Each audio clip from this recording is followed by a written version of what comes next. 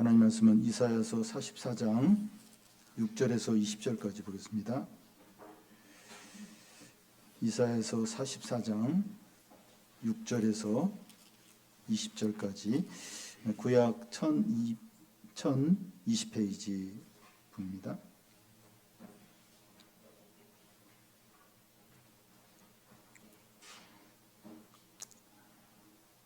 한 절씩 교대로 읽겠습니다. 나의 종 야곱 내가 택한 6절입니다. 이스라엘 왕인 여호와 이스라엘의 구원자인 만군의 여호와가 이같이 말하노라. 나는 처음이요 나는 마지막이라. 나 외에 다른 신이 없느니라.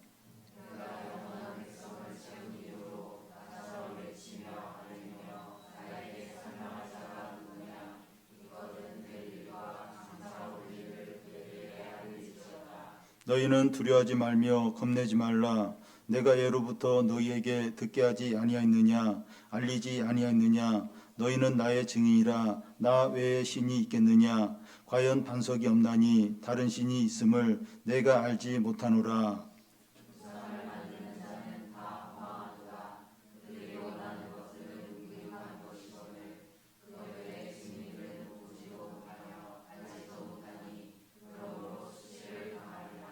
신상을 만들며 무익한 우상을 부어 만든 자가 누구냐?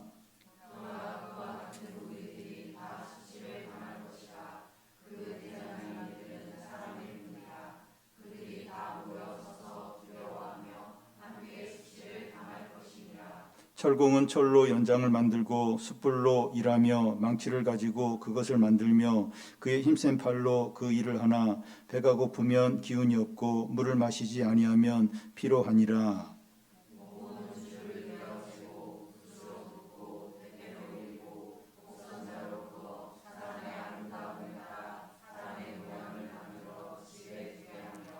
그는 자기를 위하여 백향목을 베며 디르사 나무와 상스리 나무를 취하며 숲의 나무들 가운데서 자기를 위하여 한 나무를 정하여 나무를 심고 비를 맞고 자라게도 하느니라.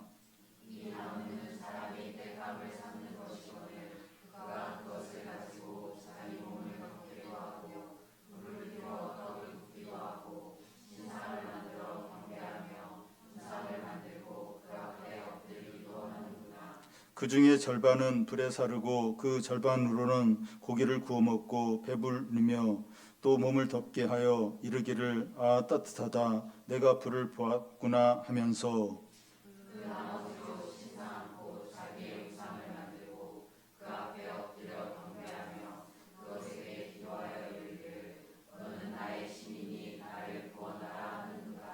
그들이 알지도 못하고 깨닫지도 못함은 그들의 눈이 가려져 보지 못하며 그들의 마음이 어두워져서 깨닫지 못함이니라.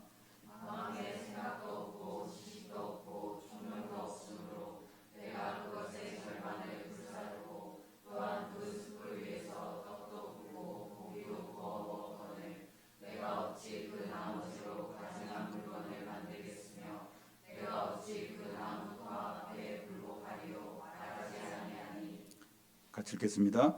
그는 죄를 먹고 허탄한 마음에 미혹되어 자기의 영혼을 구원하지 못하며 나의 오른손에 거짓 것이 있지 아니하냐 하지도 못하느니라. 아멘. 주일날 점심식사 후에 그 신앙 기초반 모임이 있는데 그 모임에서는 팀 켈러 목사의 내가 만든 시란 책을 이렇게 읽고 같이 나눕니다. 그 모임에 참석한 한 집사님이 하는 말이 사람들이 우상 숭배를 하는 이유는 하나님은 보이지 않는데 불안하니까 눈에 보이는 것을 의지하게 된다는 겁니다. 이것이 사람들이 하나님보다도 우상을 찾고 우상을 의지하는 보편적인 이유라고 생각됩니다. 하나님은 보이지 않고 손에 잡히지 않고 기도해도 바로 응답이 되지 않는데 상황은 어렵고 불안하니까 바로 피로가 채워지고 어려움이 해결되고 행복해질 수 있는 구체적인 것을 찾는다는 거죠. 하나님을 기다리지 못하고 이 다른 것들로부터 하나님이 줄 수 있는 이 도움과 행복을 찾을 때 우상들을 섬기게 됩니다. 세상 사람들은 우상이라는 걸 의식하지 않고 이제 우상 숭배를 하고, 그런데 믿는 사람들은 하나님을 믿는다고 하지만 마음은 우상들에게 가 있을 수 이제 있습니다. 이 우상이라는 것이 이제 불신자는 말할 것도 없고 신자들까지도 얼마나 쉽게 마음을 빼앗아 가는지 모릅니다. 이사야서는 이 바벨론 포로로 끌려가 있는 이스라엘 백성들을 위해서 쓰여진 성경입니다. 그들이 바벨론에 망하여 포로로 끌려간 주된 이유는 우상숭배 때문입니다. 그들은 우상숭배 때문에 그곳에 끌려왔기 때문에 이 바벨론 포로 생활을 하면서 우상을 다 버리고 하나님만을 전심으로 믿을 것 같습니다. 그런데 그렇지 못했어요. 하나님을 섬기던 자기들은 망하고 성전은 불타고 포로 생활을 하고 있습니다. 물론 이제 우상숭배 때문에 이렇게 된 것이지만 어쨌든 하나님 백성은 망한 거예요. 그런데 우상을 섬기는 바벨론은 잘 살고 또 행복해 보이는 겁니다. 그래서 이제 이스라엘 백성들이 이 하나님은 보이지 않고 우상을 섬기는 그 이방인들 가운데서 하나님만을 전심으로 믿는 게 쉽지가 않은 겁니다.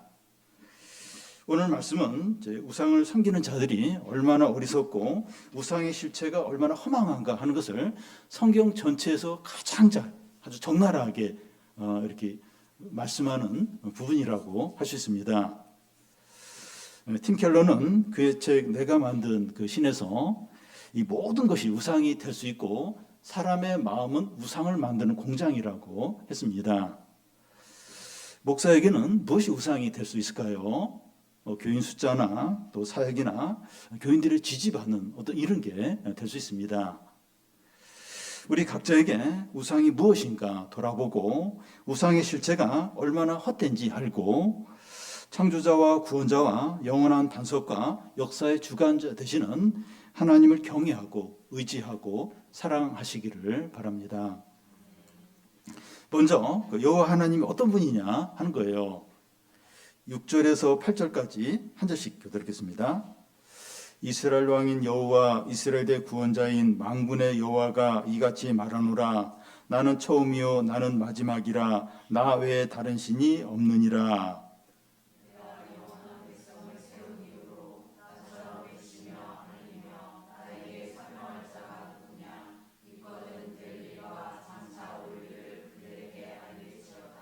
너희는 두려워하지 말며 겁내지 말라. 내가 예로부터 너희에게 듣게 하지 아니하였느냐, 알리지 아니하였느냐. 너희는 나의 증인이라. 나 외에 신이 있겠느냐. 과연 반석이 없나니 다른 신이 있음을 내가 알지 못하노라. 예.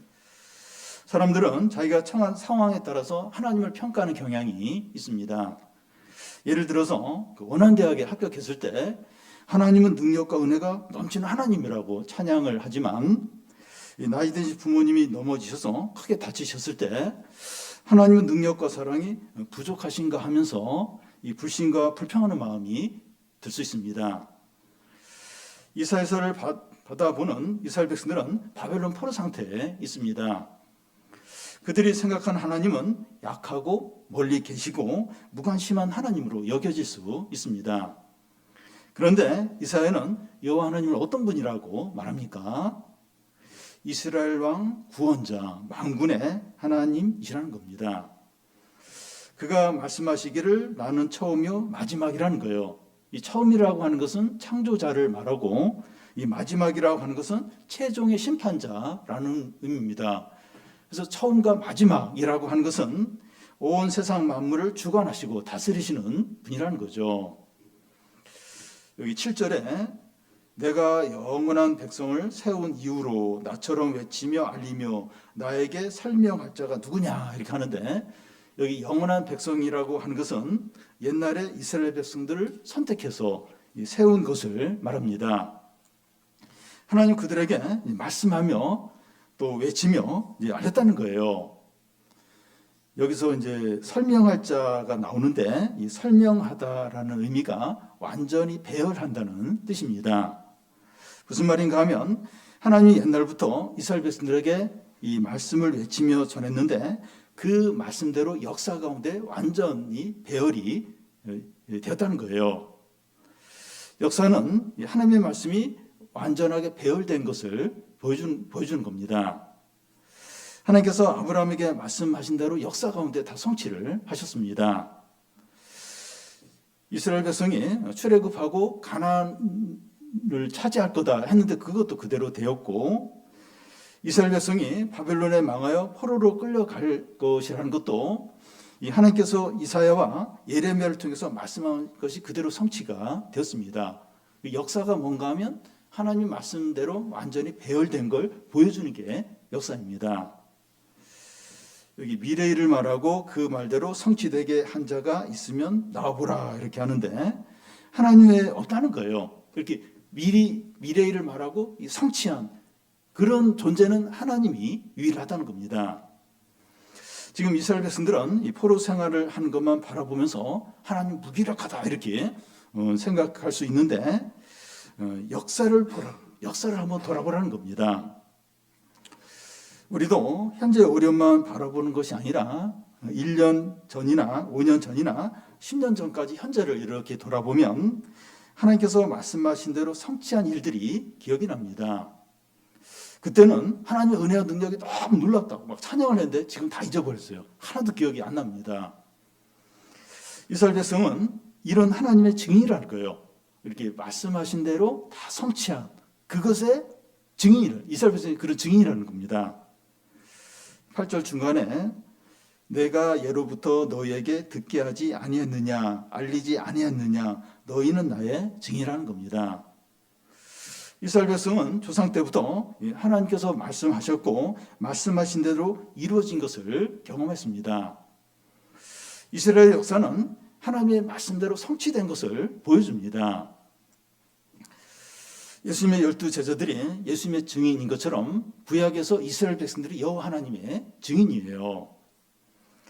하나님은 지적으로 뛰어나고 유명한 사람들을 자기 증인으로 세우지 않고 하나님의 말씀을 들었고 말씀대로 이루어진 것을 경험한 자들을 증인으로 세운다는 겁니다. 그러니까 그런 걸 보면서도 막 믿음으로 살지 못했어요. 그래도 하나님의 말씀을 들었고 말씀이 성취되는 것을 경험한 사람을 하나님의 증인으로 삼는 겁니다. 그러니까 막 그런데도 막 이렇게 불순종하고 또 막 이렇게 욕심으로 살아서 막 벌받고 막 이렇게 징계받고 그것도 이제 하나님을 경험한 거죠.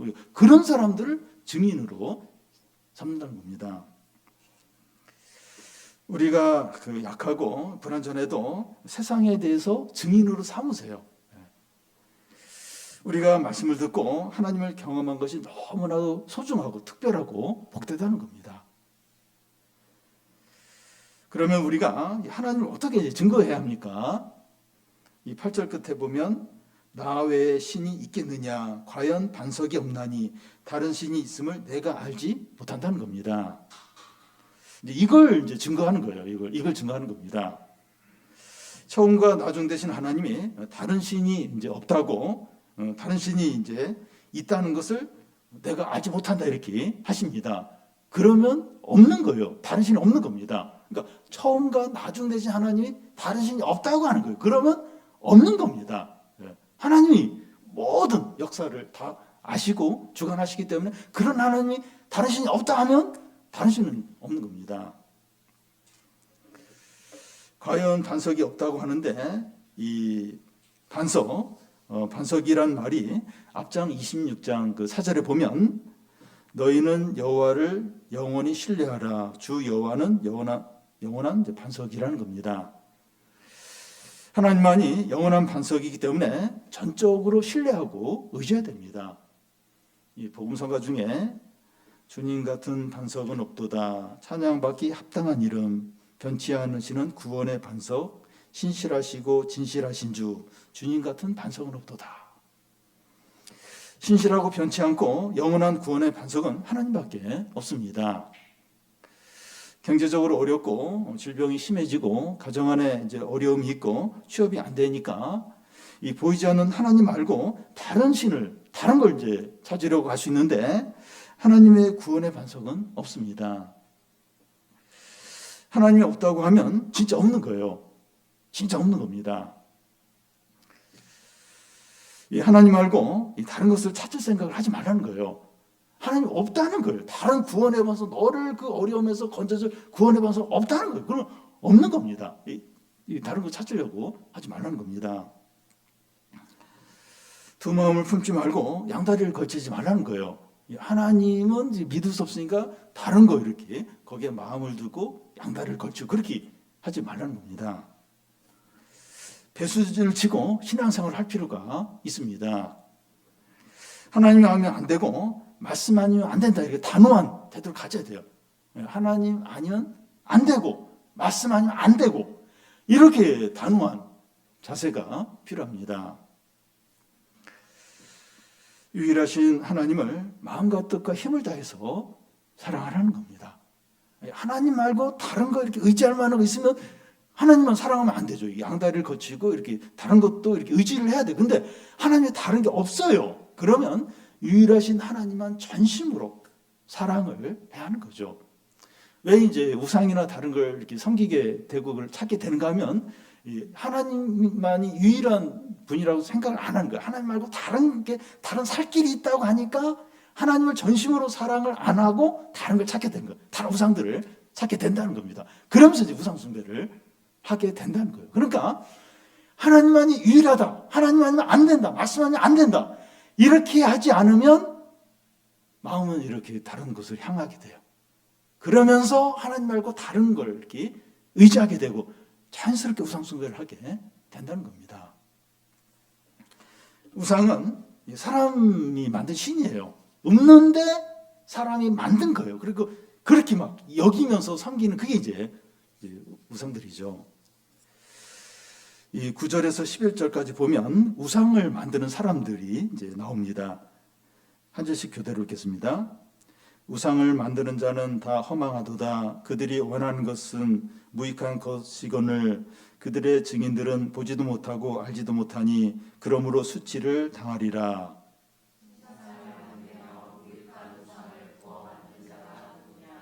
보라, 그와 같은 무리들이 다 수치를 당할 것이라. 그 대장장이들은 사람일 뿐이라. 그들이 다 모여서서 두려워하며 함께 수치를 당할 것이니라. 이 우상을 만든 자들이 나오고 이 9절 중간에 보면 그들의 증인이 나오는데 다 이제 우상 숭배자를 말합니다. 이 우상을 만드는 자들과 이 우상 숭배자들은 똑같은 부류예요. 똑같은 부류 사람들인데 그들에 대한 표현들이 이 9절에 보면 다 허망하다, 또 무익한 것이라고 하고 보지 못하고 알지 못하는 거라고 하고 또 10절에는 무익한 우상이라는데 무익하다고 나옵니다. 우상을 만드는 자들이나 우상 숭배 자들은 우상을 통해서 도움을 받고 유익을 얻고 구원을 받기를 원했지만 허망하고 무익할 뿐이라는 거예요. 무익하고 헛되고 알지도 못하고 듣지도 못하고 그걸 반복해서 아무런 유익을 얻지 못한다는 겁니다. 그리고 이 우상 숭배가 허망하고 무익하기 때문에 그 결과가 어떻게 된다고 합니까? 이 9절 끝과 12절 끝에 보면 수치를 당한다는 말이 반복해서 이렇게 나옵니다. 우상 숭배의 결과는 칭찬이나 영광이 아니라 수치와 한멸이라는 겁니다. 그러니까 우상 숭배하면 그 마지막이 뭐냐? 수치를 당하고 한멸을 당한다는 거예요. 이것은 지나친 표현 아닙니까? 싸잡아서 부정적으로 말하는 거 아니에요. 너무 편협하게 이렇게 말하는 거 아닙니까? 믿지 않는 사람들 중에서도 성실하게 또 이 보람 있게 행복하게 사는 사람들이 많지 있지 않습니까? 맞아요. 맞습니다. 그런데 우상이라고 하는 것은 신으로 섬기는 것을 말하는데 무엇이든지 우상으로 섬기면 망하게 되고 수치를 당하게 됩니다. 우상은 신이 아니기 때문에 그런 거죠. 사랑도 우상이 될 수 있어요. 야곱의 경우인데 이 야곱은 아버지의 축복을 가로채는 바람에 삼촌 라반의 집으로 도망을 가게 됩니다. 삼촌에게는 두 딸이 있었는데 라헬과 레아예요. 라헬은 이쁘고 이제 레아는 이쁘지 못했습니다. 야곱은 예쁜 라헬을 사랑해서 삼촌에게 7년 동안 양치기를 해줄 테니까 라헬을 이렇게 달라고 이렇게 요청을 합니다. 야곱은 라헬을 너무나 사랑해서 7년을 7일 정도로 여겼다고 그렇게 이제 되어 있습니다. 야곱은 이제 부모를 떠나서 이 삼촌 집에 머물면서 외로웠어요. 공허했는데 예쁜 라헬과 결혼하면 너무나도 행복하고 모든 것이 만족스러울 것이라고 기대했습니다. 야곱은 하나님의 은혜보다도 라헬의 사랑을 더 우선했어요. 거기에 자신의 모든 것을 걸었습니다. 7년이 되어서 결혼식을 했는데 그날 밤에 들어온 여자는 라헬이 아니라 그 언니, 예쁘지 않은 레아가 들어온 겁니다. 야곱은 레아와 라헬 두 여자와 이제 이 결혼을 함으로써 7년 무료로 일했는데 7년 더 이제 양치기를 해야 했습니다. 이후에 야곱의 가정은 행복하지 않았어요. 우리가 성경에 보듯이 또 뭐 두 명의 또 이제 그 여종까지 하시면서 막 4명의 부인들 사이에서 또 라헬과 레아의 어떤 그 질투, 시기심 때문에 야곱은 너무나도 괴로운 생활을 했습니다. 야곱에게 라헬에 대한 사랑은 우상이었어요. 우상이었기 때문에 그 결과는 행복보다도 고통이었습니다. 우상은 하나님이 아닌데 하나님이 줄 수 있는 기쁨과 평안과 구원을 기대하니까 허망하고 수치를 당하게 되는 겁니다. 그러니까 우상은 신이 아닌데 그 하나님께 기대하는 걸 그 우상에게 기대하는 거예요. 그러니까 수치를 당하고 환멸을 당할 뿐이라는 겁니다. 다음은 그 우상 숭배가 허무한 이유들입니다. 크게 두 가지를 살펴보겠는데 하나는 우상들이 어떻게 만들어지는가 하는 것이고 다른 하나는 우상의 재료가 뭔가 하는 겁니다. 그러니까 이걸 보면 우상의 실체가 뭔지 이제 드러나게 되죠. 먼저 우상들이 어떻게 만들어지는가 하는 겁니다. 12절, 13절을 한 절씩 교대읽겠습니다. 철공은 철로 연장을 만들고 숯불로 일하며 망치를 가지고 그것을 만들며 그의 힘센 팔로 그 일을 하나 배가 고프면 기운이 없고 물을 마시지 아니하면 피로하니라.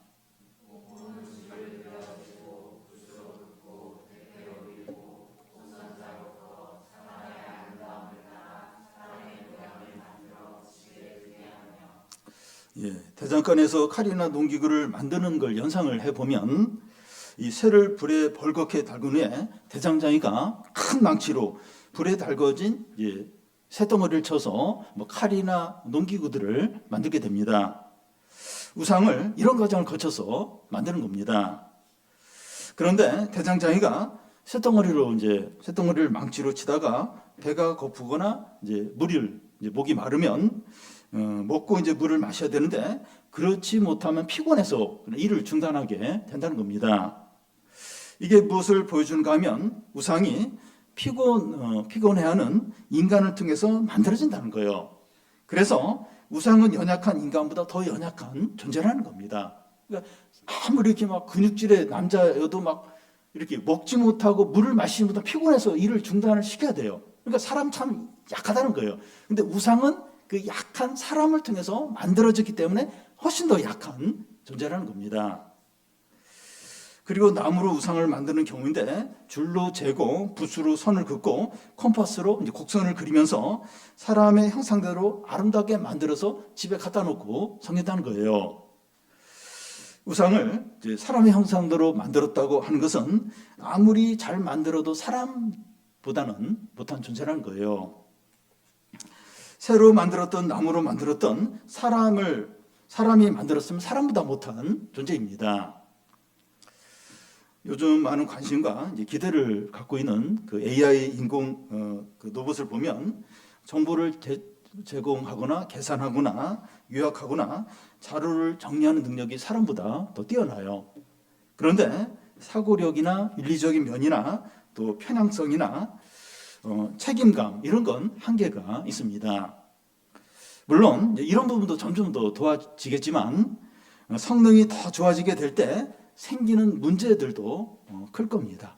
그러니까 AI가 여러 부분을 판단해서 자기가 해야 될 텐데, 그러니까 사람이 기대한 어떤 이렇게 반대 방향으로, 잘못된 방향으로 뭐 사람을 공격한다든지 얼마든지 많아든지 그렇게 AI가 할 수 있는 겁니다. 이 문명의 기기들은 인간에게 큰 도움을 주면서 그만큼 큰 피해를 주는 것도 사실입니다. 스마트폰이 얼마나 우리에게 도움을 많이 주고 그거 없으면 안 되죠. 근데 또 얼마나 많은 피해를 주고 있습니까? 그래서 16세 이상은 SNS를 못하도록 몇몇 나라에서 그걸 금지하는 법안을 통과시키고 있는 거죠. 사람이 만든 것들은 아무리 좋아도 사람보다 못하기 때문에 그것을 섬기는 것은 어리석다는 거예요. 사람에게 통해서 만들어진 것, 그게 아무리 참 유익하다 할지라도 그걸 막 섬기면 그러면 이제 어리석은 게 된다는 겁니다. 이번에는 이제 우상의 재료들이 이제 무엇인가 하는 것을 살펴보겠습니다. 14절에서 17절까지 한 절씩 교독하겠습니다. 그는 자기를 위하여 백향목을 베며 디르산 나무와 상수리 나무를 취하며 숲의 나무들 가운데에서 자기를 위하여 한 나무를 정하며 나무를 심고 비를 맞고 자라게도 하느니라.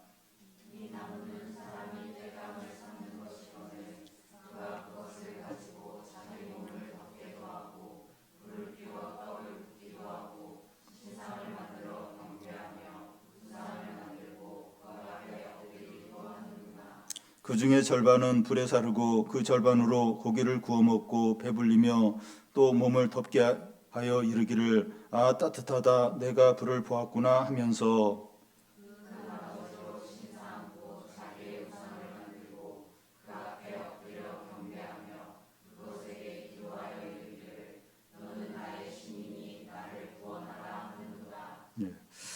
우상을 만들기 위해서 산에 가서 백향목이나 디르산 나무나 상수리 나무를 베우는 거예요. 베어온 나무들 중에서 땔감으로 사용해서 몸을 따뜻하게 하고 빵도 굽고 고기도 구워서 먹습니다. 그러고 나서 남은 나무들 중에서 골라서 신상을 만드는 겁니다.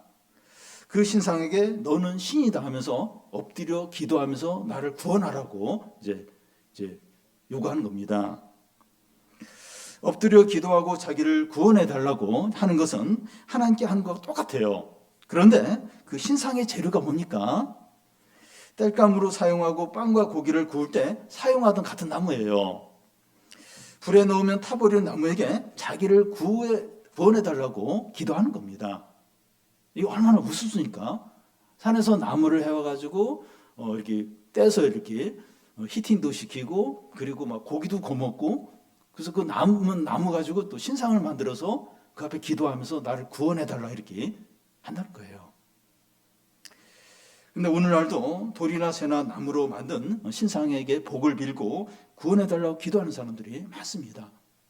그래서 입시철 수능이 가까이 오면 많이 이렇게 돌로 만든 그 이제 부처에 가서 막 빌죠. 돌로만. 아직도 많은 사람들이 그렇게 합니다. 그런데 훨씬 더 많은 사람들은 이 다양한 모습을 가진 우상에게 이렇게 합니다. 모든 것이 우상이 될 수 있어요. 자기가 가장 원하는 것이 우상이 될 수 있습니다. 어느 직장에 꼭 들어가고 싶다. 자기 소유 아파트를 꼭 가져야겠다.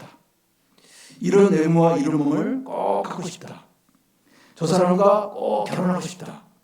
왜냐하면 원하는 대로 될 때 내가 너무 행복할 것 같고 또 내가 가치 있는 사람이 되고 또 사람들로부터 인정받기 때문입니다. 내가 저걸 가질 때, 저를 위치에 갔을 때 나는 진짜 행복하고 나는 진짜 가치 있는 사람으로 인정받게 될 거다. 그렇게 생각하기 때문입니다. 하나님으로부터 채워져야 하는 것이 이런 것들로부터 채워지기를 기대할 때 우상 숭배가 돼요. 하나님이 이제 그렇게 높여주시고 존귀케 하셔야 되는데 다른 어떤 걸 통해서 그걸 이루면 내가 그렇게 될 것이다. 그렇게 기대할 때 그게 이제 우상 숭배가 됩니다. 나무로 만든 신상들에게 엎드려 절을 하며 구원해 달라고 하는 것이나 아파트나 높은 연봉이나 든든한 직장이나 멋진 외모 등을 간절히 소원하는 것도 본질적으로 같은 우상 숭배입니다. 나무 신상에게 기도하고 구원해 달라고 하는 것이 허망하고 수치가 된 것처럼 오늘날 우리의 우상 숭배도 똑같이 허망하고 수치가 된다는 거예요. 나는 이렇게 나무나 돌에 빈 적이 없는데 그 기도한 적이 없는데 그렇지 않더라도 다양한 하나님께 이렇게 채워져야 될 걸 뭐 사람이든지 뭐 돈이든지 뭐 성공이든지 뭐 거기서 이제 그걸 얻으려고 할 때 우상 숭배가 되는 거예요. 똑같이 허망하고 수치스러운 결과가 나온다는 겁니다. 시대가 달라져도 우상의 문제는 변화되지 않았기 때문에 똑같아요. 지금 누가 이렇게 막 나무에 와서 이렇게 그걸로 불 떼서 뭐 하고 또 나머지 가지고 막 섬기고 그렇게는 안 할까? 그런 사람들 어떻게 그 답답한 그 짓을 하나. 그런데 똑같이 우리가 하나님을 전심으로 사랑하고 의지하지 않으면 다른 거. 그게 뭐 자식이 될 수도 있고 남편이 될 수도 있고 뭐 힘 있는 사람이 될 수 있고 또 어떤 그 직장이 될 수도 있고 어떤 사회적인 지위가 될 수도 있고 그걸 이제 이렇게 전적으로 의지하고 거기서 자신의 어떤 가치를 찾으려고 할 때 그게 어느 순간인가 우상 숭배가 되고 아주 허망하고 수치스러운 그런 결과가 나온다는 거예요. 우상 숭배의 본질은 똑같아요. 옛날에는 정말 똑같이 차이가 없습니다. 마지막으로 우상 숭배하는 사람들의 마음 상태가 어떠냐 하는 겁니다. 18절에서 20절까지 한 절씩 교대를 읽겠습니다. 그들이 알지 못하고 깨닫지 못함은 그들의 눈이 가려서 보지 못하며 그들의 마음이 어두워져서 깨닫지 못함이니라.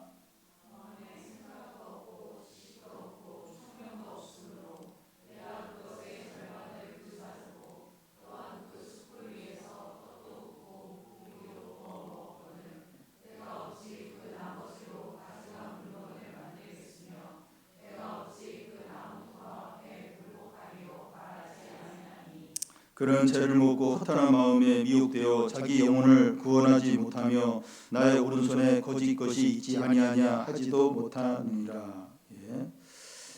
수년 전에 강남 명문여고 교사가 같은 학교에 있는 자기 딸에게 시험 문제를 이렇게 미리 보여주어서 좋은 성적을 계속 받게 한 것이 들통이 난 적이 있었습니다. 자녀가 좋은 성적을 받게 하려는 그 잘못된 그 욕심에 눈이 멀어서 범죄를 저지르게 되는 겁니다. 우상 숭배자들의 마음이 이렇다는 거예요. 그들은 알지 못하고 깨닫지도 못하며 그들의 눈이 가려서 보지 못하며 그들의 마음이 어두워서 깨닫지 못하는 겁니다. 이 말은 지적이지 못하거나 지능이 떨어진다는 그런 의미가 아니라 어리석다는 거죠. 공부도 잘하고 똑똑할 수 있지만 어리석다는 겁니다. 예를 들면 수년 전에 만민중앙교회 이재룡 목사라고 문제가 많았어요. 문제가 많은 그런 이단인데 그 교회 중직자 중에 변호사나 의사나 교수들이 여러 명이 있었다고 합니다. 우상 숭배자들이 얼마나 생각이 없는가 하면 산에서 나무를 헤어서 반은 땔감으로 떼고 나머지를 가지고 신상을 만들어서 그 앞에 엎드려 기도하는 것은 어리석은 짓이다 이렇게 말해야 돼요. 이거 얼마나 어리석은 짓입니까? 근데 그렇게 말을 안 한다는 거예요. 그렇게 하면서도 이건 어리석은 짓이니까 이거 그만둬야 돼. 그렇게 말을 해야 돼. 그런 말을 안 한다는 거예요. 또 오른손에 신상을 붙들고 있으면서 이것은 거짓된 것이 아니냐 이렇게 해야 되는데 이렇게 못하는 거예요. 이 우상을 들고 있으면 이거 거짓된 거니까 이거 더 이상 하지 말자. 그렇게 해야 되는데 그렇게 하지 않는다는 겁니다. 조금의 이성이나 상식만 있어도 이렇게 말할 텐데 그렇게 말하지 못하는 거예요. 그런 어떤 판단력이 없는 겁니다. 그들은 마음에 생각도 없고 지식도 없고 총명도 없기 때문입니다. 생각이 짐승 수준인 거예요. 우상하고 똑같아요.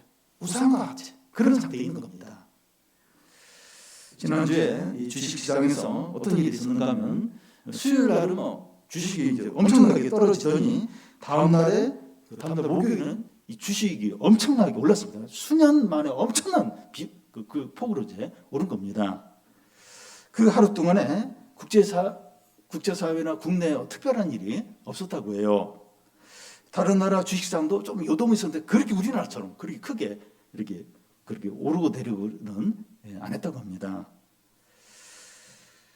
경제 전문가들이 하는 말이 사람들의 불안 때문이라는 거예요. 작은 뉴스에도 사람들이 너무 불안해서 영향을 너무 받는다는 겁니다. 주식에 대한 지나친 욕심 때문에 객관적으로 판단을 못해요. 어떤 작은 영향에도 확 휩쓸려가고 너무 불안해하거든. 그리고 너무 또 막 너무 뭐 거기에 기대를 하고 너무. 그러니까 막 주식에 대한 막 거기 너무 이제 거기 막 지나치게 일어나니까 작은 어떤 소문에도 너무 민감하게 그냥 왔다 갔다 하는 겁니다. 하나님은 나 외에 다른 신이 없다고 분명하게 말씀합니다. 그런데 이 다른 신을 섬기는 것은 욕심 때문에 욕심이 우상숭배입니다. 골로새서 3장 5절에 보면 욕심, 탐심은 곧 우상숭배니라. 하나님으로 만족하지 못하고 욕심을 내면 반드시 우상숭배를 하게 됩니다. 우상숭배 욕심 때문에 하나님은 만족이 안 돼, 만족. 그러면 이제 욕심을 내게 되고 우상숭배를 하게 됩니다. 우리 마음에 생각이 없고 깨닫지 못하고 마음이 어두워지는 것은 사단이 하는 일이에요. 사단이 이 우상숭배를 통해서 마음이 어두워지도록 생각하지 못 아주 짐승 수준으로 낮아지도록 사단이 그렇게 하는 겁니다. 우상숭배를 하지 않는 유일한 방법이 무엇입니까? 하나님의 다른 신이 없다는 것을 분명히 인정하고 마음과 뜻과 힘과 목숨을 다해서 하나님을 사랑하는 거예요. 그거밖에 없습니다. 배수진을 치고 신앙생활을 하는 거예요. 두 마음을 품지 않는 겁니다. 이 방법밖에 없어요. 이 방법밖에. 그러니까 여기 틈이 생기면 이제 이렇게 다른 걸 의지하게 되고 다른 것에 마음을 빼앗기게 되고 자기도 모르게 자덕에 우상숭배하면서 허망하게 되고 수치를 당하게 되고 한매를 당하게 됩니다. 이준 전 대통령 생각해 보십시오. 서울대 법대 나오고 아주 똑똑한 사람이에요. 근데 대통령이 되면서 자꾸 점치는 사람 가까이 하고 무슨 법사 이렇게 그 말 들으면서 그러면서 이제 계엄을 하게 되고 국민들에게 엄청난 고통을 주고 자기가 속한 당까지도 힘들게 만들고 자기도 망한 거예요. 철저하게 망하는 겁니다. 이게 그 욕심이 그리고 또 이 어떤 이 사단의 어떤 이런 영향을 받고 이러면 이제 사람이 이렇게 한순간에 이렇게 돼버리는 겁니다. 한 방법밖에 없어요. 하나님의 다른 신이 없다고 분명히 말씀합니다. 그러면 하나님만을 전심으로 사랑해야 되죠. 의지해야 되죠. 두 마음을 품지 않는 거죠. 그게 우상숭배에 빠지지 않는 유일한 길입니다. 그러면 이제 하나님 말씀대로 다 이루어지고 또 하나님의 구원자가 되시고 그걸 이제 우리의 삶 가운데 누릴 수 있는 거죠. 왕과 구원자와 만군의 하나님이시고 말씀대로 다 이루시고 영원한 반석이신 하나님을 전적으로 의지하고 신뢰하고 사랑하시기 바랍니다. 우리 찬양하고